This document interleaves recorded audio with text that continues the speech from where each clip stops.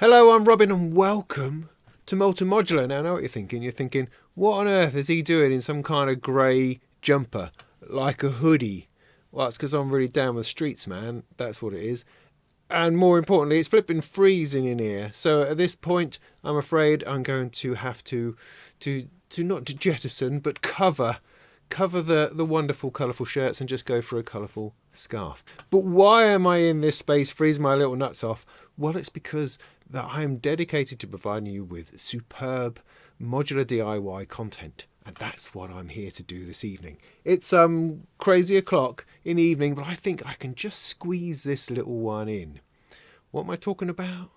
I'm talking about the microgrids. Yes, this is a clone of the fabulous Mutable Instruments Grids, which for some reason is in my head as the thing that's going to sort out the drums and percussion of my rack. I'm always stabbing at things, trying to solve problems which probably aren't even there. I probably already have everything that I need to accomplish anything I could possibly dream of. And yet somewhere inside a little voice goes, oh no, you need this, you need this. So I felt I needed a grids, but I also felt that the grids was a bit big. You know, notwithstanding the fact that Mutable Instruments are no longer trading and it might be difficult to get my hands on one. So I felt that maybe this would be an opportunity to build one of those little clones that I see around the place.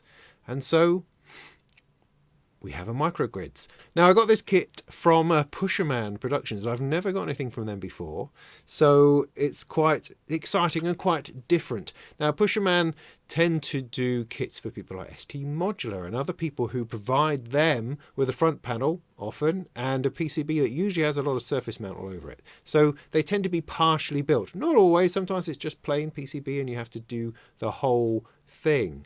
But with this particular one, it's mostly already surface mounted, and actually the kit consists of not a whole lot more than that. But Pusherman put these together. They take these fabulous modules from people who produce the PCBs and front panels, and they then put together the kits. This particular kit is the it's the jack plug kit of microgrids.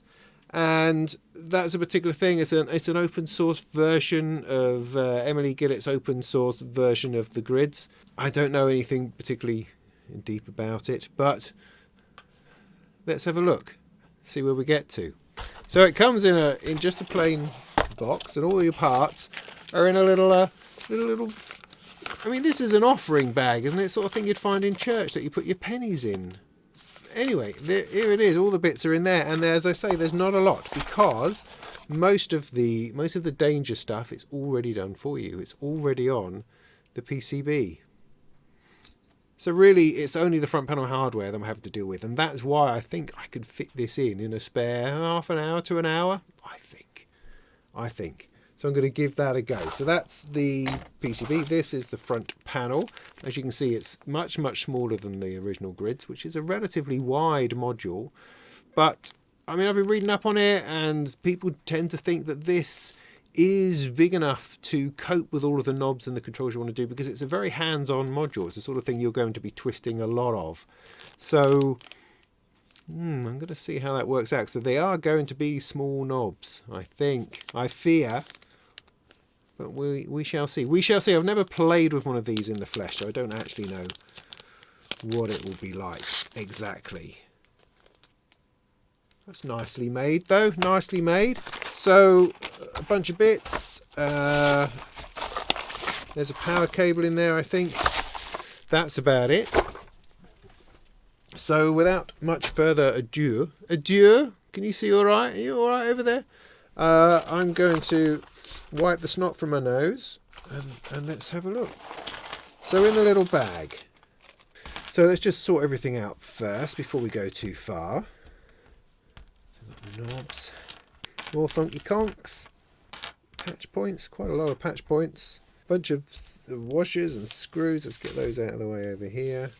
Now, one thing I found quite interesting is that there's absolutely no build guide. There's no BOM, no bill of materials, no guide at all to tell me what it is I'm supposed to do. The suggestion that I'm taking from the webpage is that I should follow the screen print. I mean, really, you know, it's not that hard. I've got 6, 7 knobs, 6, 3, 6, 7 knobs that go in here. I've got a whole bunch of patch points that go in here, which is those. Got a switch which looks like it goes there. Some LEDs, which are a little bit more mysterious. And some headers. Don't know why we need the headers. Oh, there was going to be a power header, isn't there? Of course, at the very least. So, although there's no guide, it doesn't look like it's going to be too troublesome. It might just work. Oh, there's the LEDs there. Look, it says 3. Yeah, great. So I'm not going to be getting any help with this. I'm just going to have to sort of be going with it. Now, having said that, there are some photos. So let's have a look at those. So, yeah, we seem to have everything. That. There's another screw. 1, 2, 3. So 7, 14 of these. 1, 2, 3, 4, 5, 6, 9, 10, 11, 12, 13, 14. Yeah. A switch. 7 of those knobs. Yeah, we're looking pretty good to go. So in terms of photos, it's really taken you by the hand through it. Pretty good. I like that. I like that a lot. Ta-da! And you're done. Great. Well, I've got me soldering iron fired up. I'm going to have to put my fan on, which just because of the temperature in here is not great at the moment. Putting a little fan straight into my face, it's just punishing. Punishing is what it is. Still, I'll be able to huddle around my soldering iron, so that shouldn't be a problem. So this is suggesting that you start with the little headers, and we'll go from there. So let's do that. Right. So the headers, let's get this around the right way. I've got the power header going up the top here. And these 2 in 3s there. And there. Is that it? That seems to be it. Oh, there's one in the middle. Oh, is that this? What's the one in the middle? Hang on. Oh, it's already there. All right. Let's keep a grip on things. So I'm going to need to turn this over in order to solder it. Without, as I don't happen to have any special tools knocking around, so I'm just going to put a piece of plastic over the top to try to level that off. Carefully turn it over. Did I get away with it? Yeah, I think I did. Now that's going to tip over, so I'm going to use something to, there we go, sit it on nicely like that. Now what I'm going to do is solder a leg on and see if that's going to be straight. So let's get myself tooled up. Safety specs on so I don't melt my eyeballs. Magnifier so I can actually see a bleeding thing that's going on. I'm just so set up ready for this. So let's push down on this one here, trying to let it stay as flat and upright as possible. Send it with some solder. Try to hold it as I take it away so that cools. Same here. Heat it up. Take it away. It doesn't look very straight. What? I mean, does this have a purpose, I wonder? Not really. I mean, all the other stuff is going to be coming off this end, so it doesn't have to be straight. I mean, I guess it could potentially be connecting to something else. So try to keep that straight.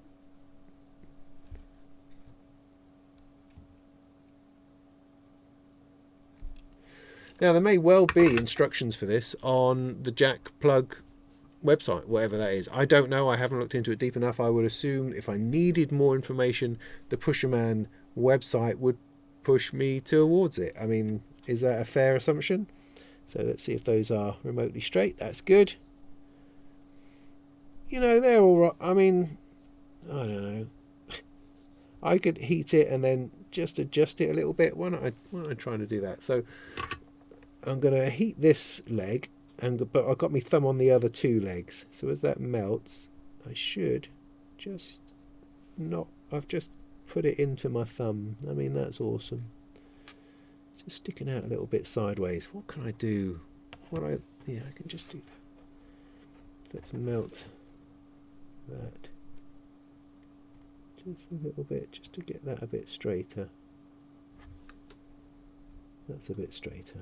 That'll do, I think. As long as they're not sticking out the side of the module, I think that's fine. So let's turn it over and finish off the rest of the legs.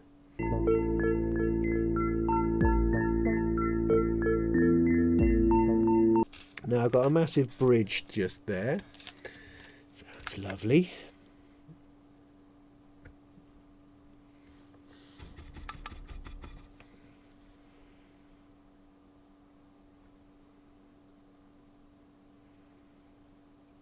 Okay, that's a bit better.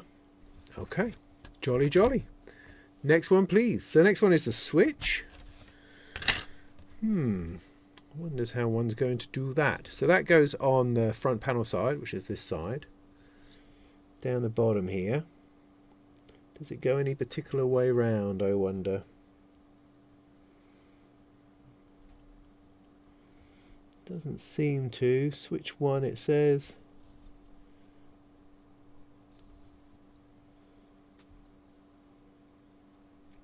I mean, heck, if I'm trying to do something, do something, then you see there's a little bit of paint on there, you know, and there's a little round circle there. Does that mean anything? What do you think? I mean, on the photo there's a bit of green paint on his one, and that seems to be near that. So I'm going to go with that. I mean, for no reason other than it seems like something to do, doesn't it? Let's just... Oh. So...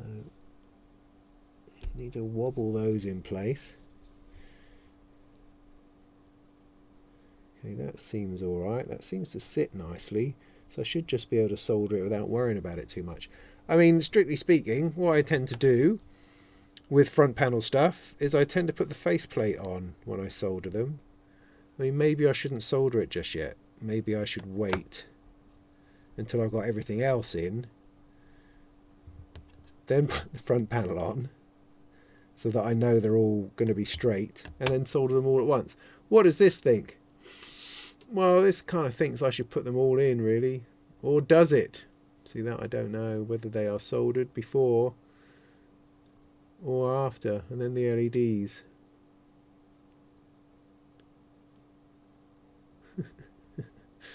Well, I'm going to have to make a decision, aren't I? So my decision is, I'm going to put all of this front panel stuff on. Hands are cramping up. I'm going to put it all on, put this on with a couple of screws, then solder the whole lot at once. And that way I'm not trying to turn this over and this is being tipped and that kind of thing. So that seems to make sense to me. I mean, it means I can't section out the video quite so easily. You know, I can't do this as the pots and this is the, you know, we're just going to stuff it all in together. All right. Got it? Good. So all the pots are the same. So all they need to do is go all the way down here. They're all B10Ks. So you've got your 3 legs, and with a bit of luck, they should just push in.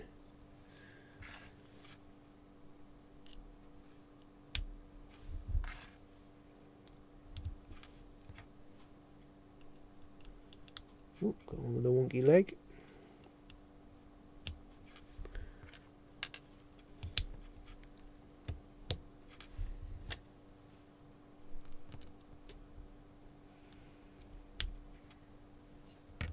Okay, so with the patch points, patch sockets, you've got 3 pins. You've got 3 pins on your thing. That sticky outy leg goes in the one that's outside the box. Stick it into that, and it sort of just about grips, so it will stay more or less in there, unless you turn it upside down, in which case they all just fall out.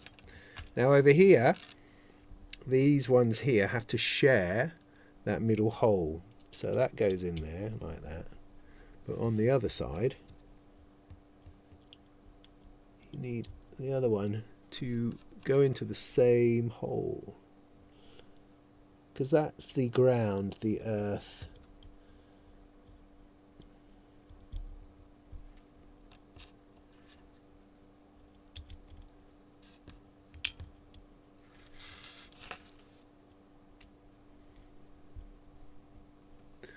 Right, they are all in. Everything's on. So what I'm attempting to do here is to absolutely ensure that the front panel goes on, that none of these are screw whiff in any shape, sense or form, as they are, as I can see looking at them. I'm going to put this on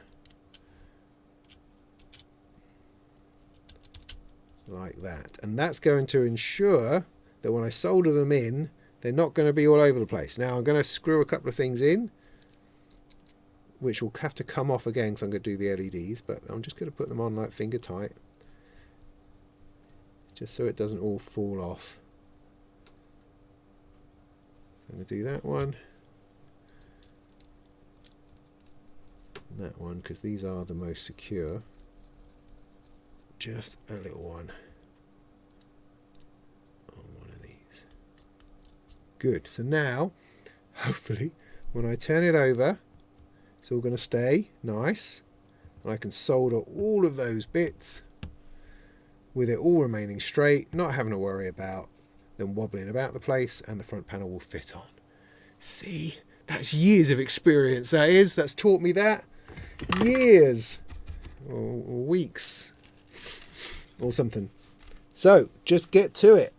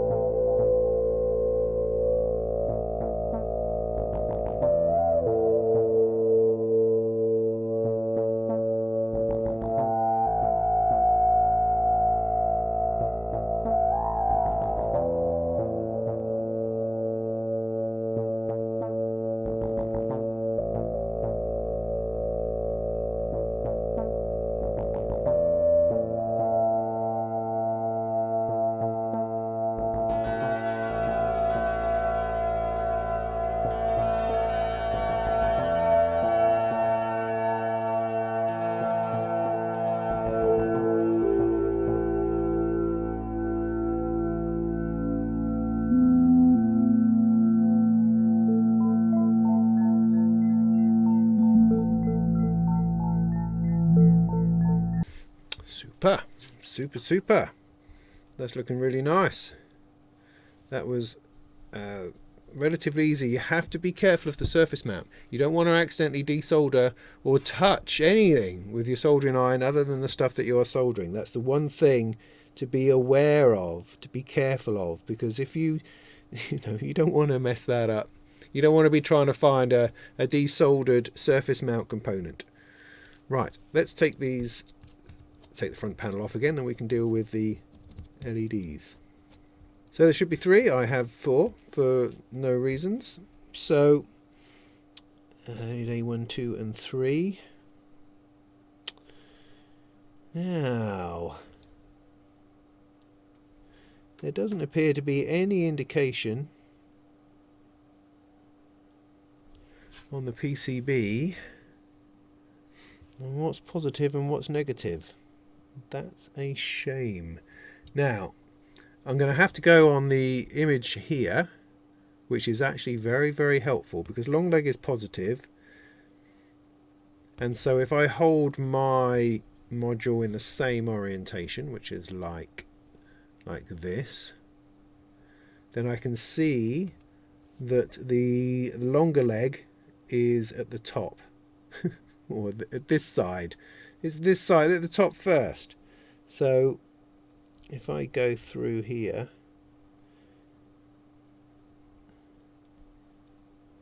one in there, one in there. Now it may be that the screen print is indicating something, but it's not anything that I recognise.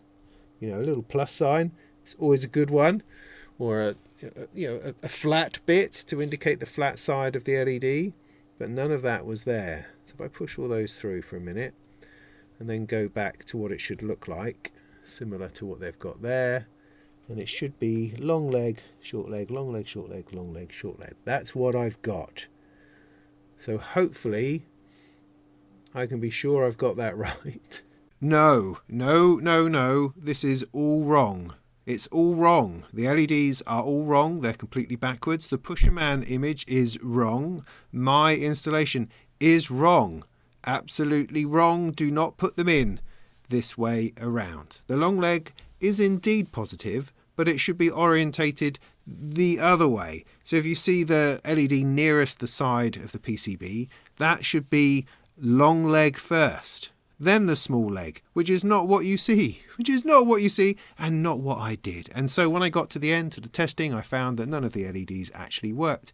And I had to spend a lot of time pulling them out, desoldering, and putting them back in the right way around. So do not follow what I've done here. Put them the other way around. The other way. Yeah? So long leg nearest the edge of the PCB, then the short leg, and all three are the same way around. So the negative part, the flat part of the LED, if you can see that, points towards the inside of the PCB. So just do the opposite of what you can see. I hope that's clear. Sorry about that. Off we go. So in order to solder these on, you need to put the front panel back on again. No, I need to put it on the right way around. And then what you want is them to drop through. But to do this, I might as well, I'll screw it on to a degree, just in case I really mess up.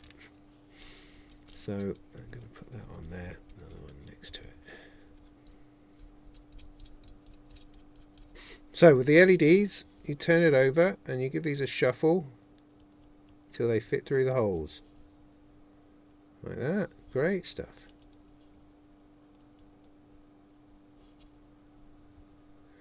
Got them protruding a little bit. You don't have to. You can make those flush by the magic of tape or something like that. I'm not bothered at the minute.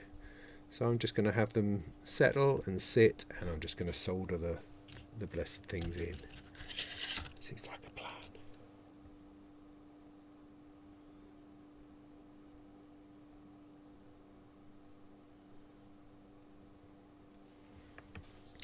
So that is looking pretty much there.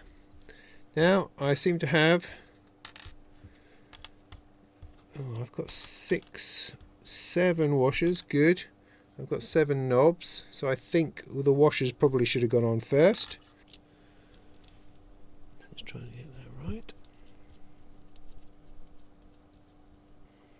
Now the thing is, right, that the washers here are actually covering up the writing. So I think, on reflection, that I'm not going to go with the washers. I think they're not really working for me. Yeah. So there we go. So yeah, ignore the washers. Now of course, if I had any sense at all, I would test this before putting all this, before securing the front panel like this, because I may have to take it apart. But my optimism at the moment is going with it. However, I have dropped a bolt somewhere, so I'm going to need to go and try and find that. I found it. I found it. Oh, they're looking super. So forget the washers. Now we've just got these little squidgy ones to put on, which go around all of the patch sockets. Sadly, I seem to be missing one of those. Did I drop one of those? I didn't notice that I had. But there's every possibility that I did. I better go and have a look. Found it. I am on the ball. On the ball I am.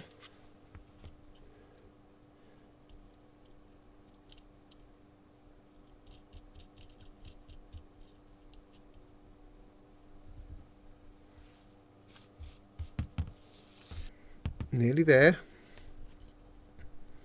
So with the knobs, I'm going to turn everything hard left, or counterclockwise, and then I'm going to stick these on so they're pointing at the sort of the 7 o'clock position.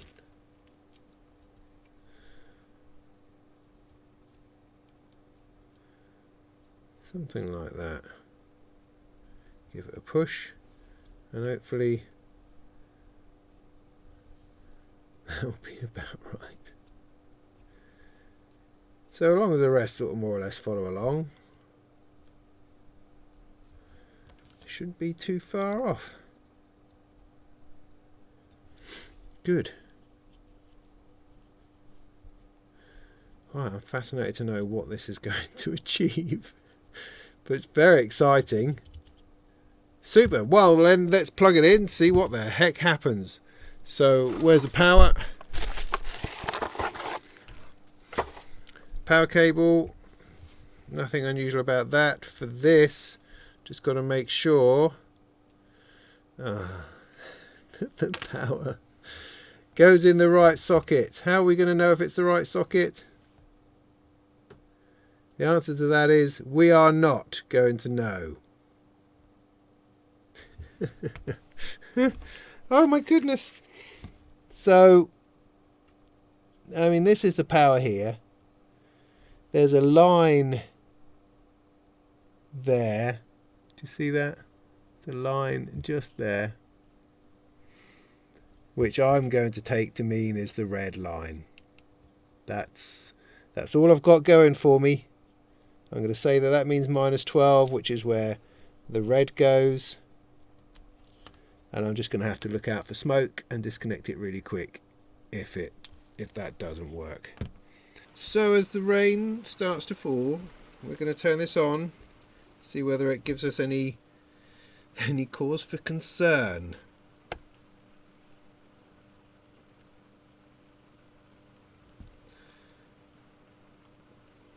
Okay, it gives us nothing at all. Oh, there's a light. That's something. Now it probably needs a clock. Although it seems to have a bit of its own clock going on. If I turn up these channel knobs, does anything occur?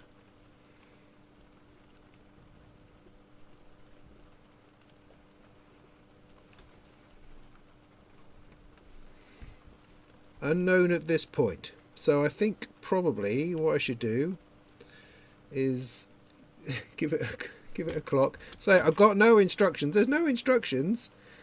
One is supposed to just know what it is supposed to be doing. So let me take the clock out from there, stick that in there.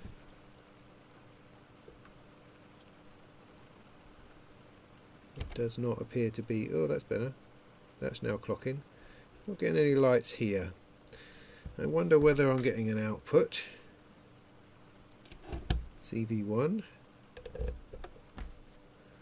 That would be CV, so I want out one.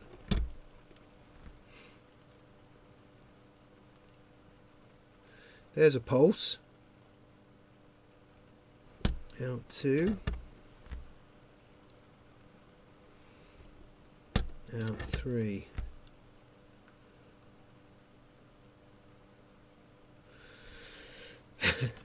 Right. Well, those are all doing something. Slightly worrying about the LEDs on here in the fact that they're not LEDing. That's a worry. However, if I was to put them through my little molten motion meter over here,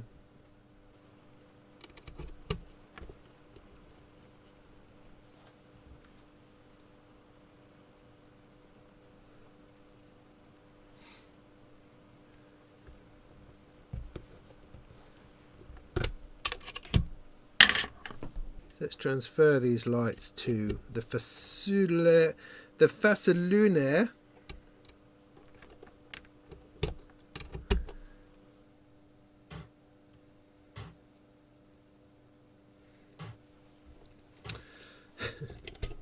I'm going to bypass the molten motion meter in case that is causing the non-noiseness, the non-triggering.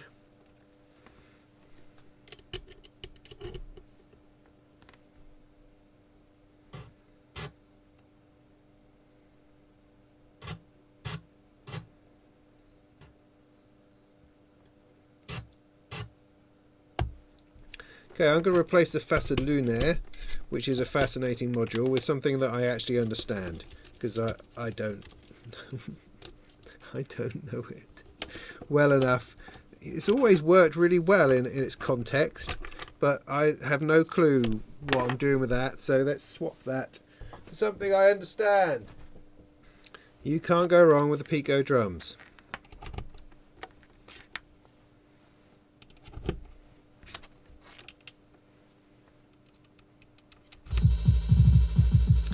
There we go, that's what we wanted. Alright, now we're talking.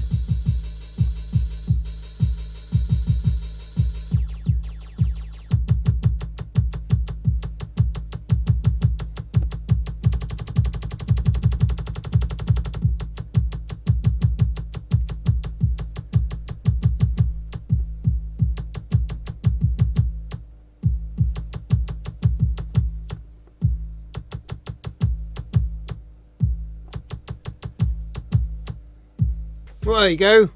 That's working. Partially, the LEDs.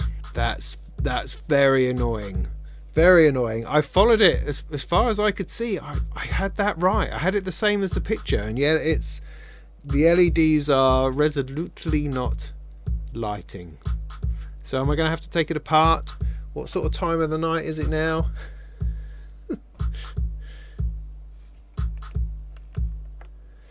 5 to 11. Do I want to do that? Maybe I can do that in the morning. I don't know. But once I got through my slight frustration and side bending thing with the Fasalune, which was not really doing it, plugging it into something simple which understands simple triggers, it's totally working. I don't know how to turn it off. But I get it, you turn each knob up and that does its thing. Now these knobs are really stiff.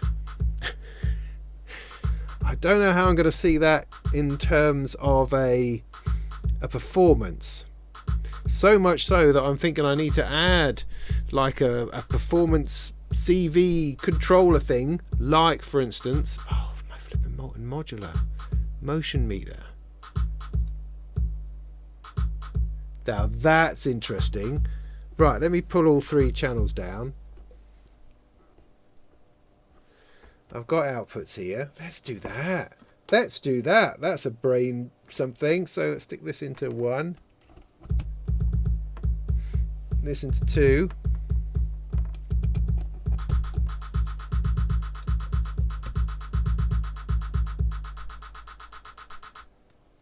Oh, that's genius.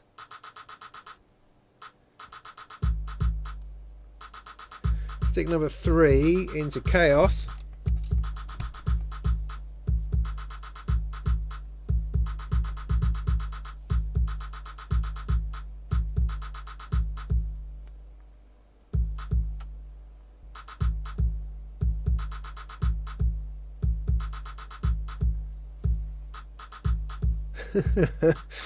That's ace. Alright, so the knobs are a bit stiff. That's something I can look at, and also potentially I can use something else like the motion meter to completely rewire and address that. So that's awesome. Although I kind of do want it contained within this module. So yeah, no, pros and cons. Pros and cons. So what I'll do, I mean, there's other things as well. For instance, I'm likely going to put it through a DivKid mutes in order to turn the channels on and off, because there doesn't seem to be a function to do that. Or again, as I say, I haven't actually looked through the manual, if there is a manual, to find out how those sorts of things work, if they work at all. So interesting. It's sort of absolutely everything that I wanted it to be, at the same time as being quite intriguing, different. It's going to take a little bit of thought and time, of which I have none. I have none at all. I'm having a bit of a jam, not tomorrow, the day after, on Friday. Lula York is coming round, and we're going to do a little bit of a jam and stuff, and I need to have this together. I need to give the impression that I know what I'm doing, and that seems unlikely at this juncture.